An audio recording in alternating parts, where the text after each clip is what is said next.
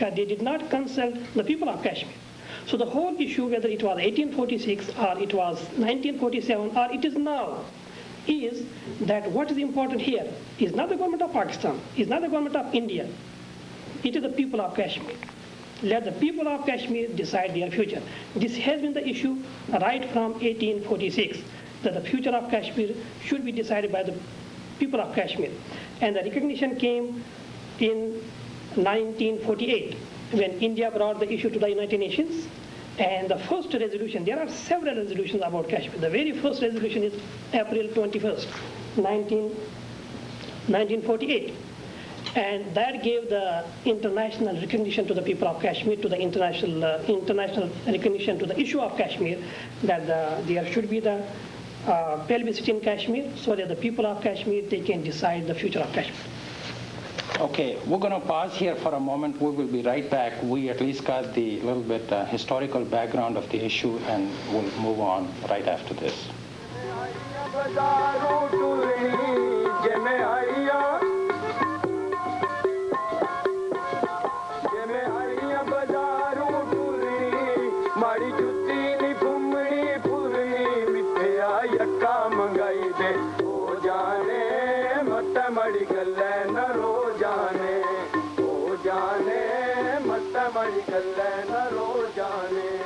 Dr. Fotedar, we just got a little bit coverage on the history of Kashmir. Before we move on, I just want to make a point that it's very difficult to disagree with the point that Dr. Fai just made, that the wishes of the Kashmiris have never really been fulfilled. I'm sure as a Kashmiri you see that point also. The world sees it. Sometimes it was Dogra Raj, sometimes it was Gulab Singh, sometimes it was the government of Pakistan, other times it was the government of India, and then others. Why not? The Kashmiri people, why not listen to and pay attention to their aspirations for a change? I think you make a very good point. However, if you look at Kashmir's history, I went to the 1930s because that was more in context with the freedom struggle of India.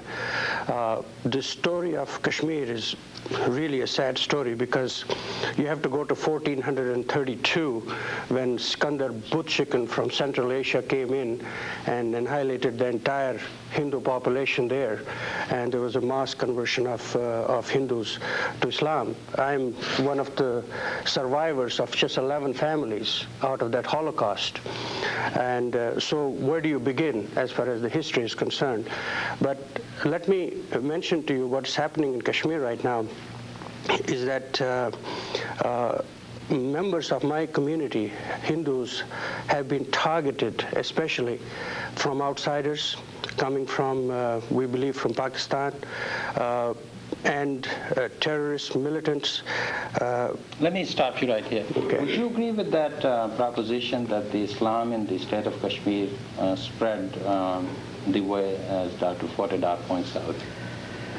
So in fact, I should say that you cannot quote even a single history which can really justify that statement, but I would rather say that there has been a peaceful transformation in Kashmir. The conversion from Hinduism to Islam in Kashmir has been very much peaceful in Kashmir.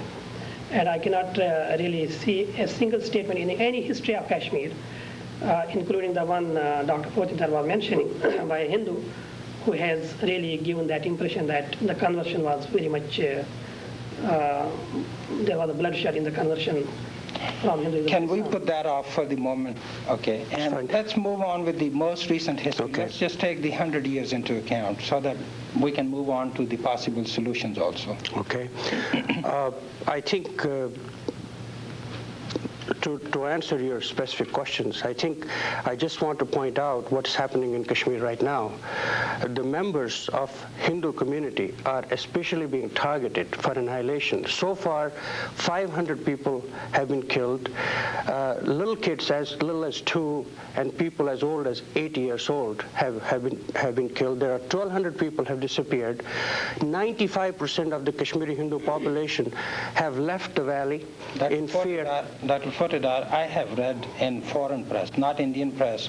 In fact, Indian press has been quite vocal about it as well.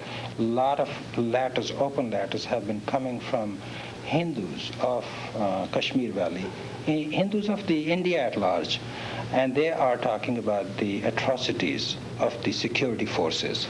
They are talking about the use of arson, firing, random killings. It was just yesterday. Today's paper said that 2 men have been fired and they face investigations. I have not really read what you have just pointed out. I really haven't. Why not? That's a very good point, is because the government of India does not want this thing to come out because they are very, very afraid of communal violence in the rest of India. It's a secular country. It's their interest and our interest to protect the lives of 100 million Muslims in India. You can go to Kashmir and you will not find many Hindus living there. There are 95% of the population, 250,000 people. It's the biggest migration of any people. They have left Kashmir. They're living in pitiful conditions in the refugee camps in Jammu and Delhi. I can show you tapes. I have a tape right now with me. That I'm aware of. Refugees problem is there in Jammu and New Delhi. Yeah. But would you agree with Dr. Fotedar, Dr. Fai, that the implications of the communal violence elsewhere in India were enough to cause that, despite what the security forces... I honestly believe that Dr. Fotedar knows why the news from Kashmir doesn't come out, because India has sealed off Kashmir from the international community, from the international press, from the International Red Cross, Amnesty International. And I would quote George Fernandes, who was the Minister of Kashmir Affairs from the Government of India, and he quoted in his statement on October 12th, last year, 1990, in Harvard University, Boston. He said that people are saying the Muslims in Kashmir, they kill the Hindus, and he said, I quote, that this is not correct. What he says is that the people, the Muslims of Kashmir, they instead what they did, they plucked the fruit and the apples of the Hindus, they sold the apple, they deposited the money in the bank accounts of the Hindus.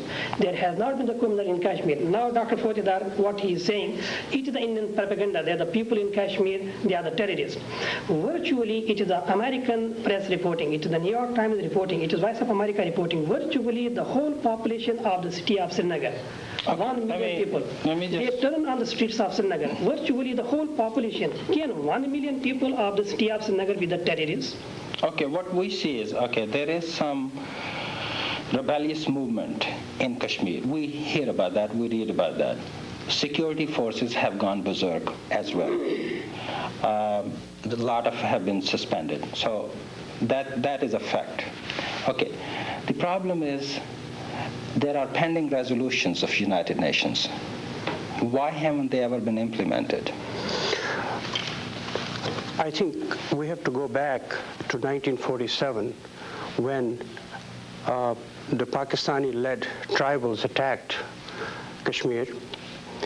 There were 5,000 Afridis and Waziri tribals who were transported in Pakistani military trucks, and they were given arms and ammunition by Pakistan Army. When they attacked Kashmir, it was India that took the issue to the Security Council, to the United Nations. The United Nations Commission for India and Pakistan asked both India and Pakistan in August 13, 1948 resolution to do 3 things. Number 1 was to cease fire, okay? And number 2 was directing to Pakistan to withdraw its forces from the occupied portion of Kashmir, which is 1/3 of the territory, because the invasion of Pakistan was considered as a change in the status quo. And then the third thing was that once item 1 and 2 is fulfilled, then there should be a plebiscite and the people should be asked for a vote whether they want to go to Pakistan or India. There was never a question of independence, because the Independence Act issued in July 25, 1947 by the British only had 2 options, either go to Pakistan or go to India. Now, what Pakistan has done, they have never taken their troops out from the area that they have occupied. Since they have not met